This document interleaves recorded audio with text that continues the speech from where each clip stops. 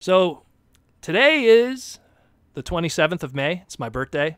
We're posting this a little in advance. So if you're hearing this on my birthday, then awesome. If you're hearing it a little earlier, well, yeah, then just ignore that. But let's go from one hunk to another. No. Sorry, hold on.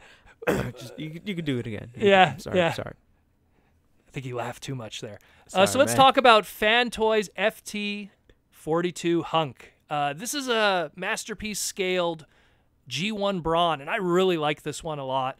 I've always said that I will always support masterpiece third-party stuff when it's something I feel Hasbro will probably never do. And the way it's looking, like, man, the Minibots, I don't know if they're ever going to get around to those guys. I really, like, because Bumblebee didn't do well. Like, that's the part that bothers me, is that Bumblebee didn't do well. Now, granted, we're getting a new masterpiece Bumblebee in the future.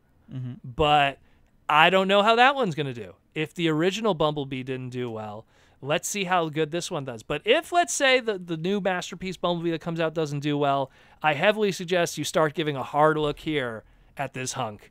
And this masterpiece Brawn, this hunk, I love this thing. Now, I've always loved the Minibots. I don't know why. Maybe because as a kid I couldn't afford the larger characters, so I've always had a love for the Micromasters and the Minibots and the more pocket-sized Transformers.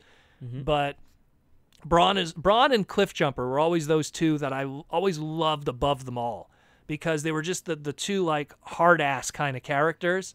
And Brawn, the funny thing is in his bio back in the day, he was the strongest Autobot, only second to Optimus Prime. Right.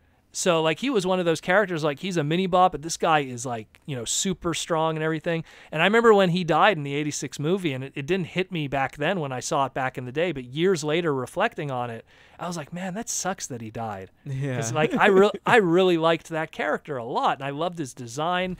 He's talking all this tough stuff in the show, and all of a sudden, poof, gone. Well, that's the sad thing, is, like, if you actually, like, frame by frame, he got shot in the chest, and then he exploded on the inside, and his whole back got, like, destroyed. It was pretty gruesome if you look at it frame by frame, the 86 movie. But this is awesome. What I like about it is it also comes with one of his accessories that he had in the original show. I want to say it was On the Edge of Extinction. No, Countdown to Extinction, excuse me. Where he had the drill weapon, where he was drilling when they had to get to the core. Like, it's really cool stuff here. And it looks a really nice, really nice robot mode. Very accurate to how he looked in the show. Very good alt mode. The scene where they're showing here, where he's holding up Optimus Prime, that was from an episode in the show where Optimus needed to jump over, like, this, I guess we'll call it an empty ravine. And so Brawn, being as strong as he is, he was able to lift up Optimus and throw him over it when he was inside the ravine. Of course, this image that they show here, they use, like, Dragon Ball parts to make him, like, Super Saiyan while he's doing this. But, I mean, I've always loved this character. Whenever they would do official product of him, like when they would do the Legend scale or when they did the Titans Return scale, I've always would go out of my way to pick him up, even at full price, because I've always loved this character. I know that David Cabal, who's one of the fans of the podcast, he really loved the Brawn of that one too. And so, like, this is something that's right up my alley. I really dig it. And again, it's one of those guys that I don't think Takara is going to do it anytime soon. I think the only thing that's really weirding me out about this is his alt mode, his headlights. Yeah. And there's these, like, two blue round circles, and then in the middle of it, there's these, like, dark dots that look like pupils, and he just looks like he's staring at me.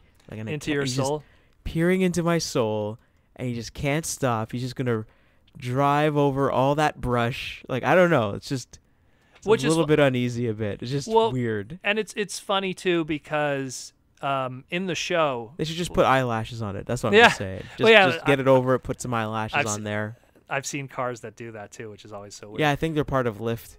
Oh, are they? Oh, good. I think so. I think that's the whole point. But the funny thing is in the show, that wasn't something that was a part of him. Like, it wasn't like a very specific detail about it. The few times that you did see the alt mode were times when he was, you know, digging and stuff like that. And ironically, like, he was a character that was either always paired up with Cliffjumper or Huffer, which, again, Huffer, another one that I really liked. The Minibots were always awesome. And to get really nice Minibot masterpieces, even if they're unofficial, I'm always down for it. I'll always support it. And even if we do get an official one years later, then it's something that I'll retire from my shelving and keep it on my desk instead and just mess with it. Because I love Brawn. Brawn has always been a cool character.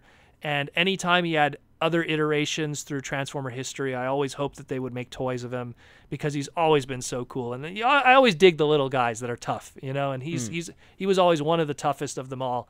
And just a really cool figure.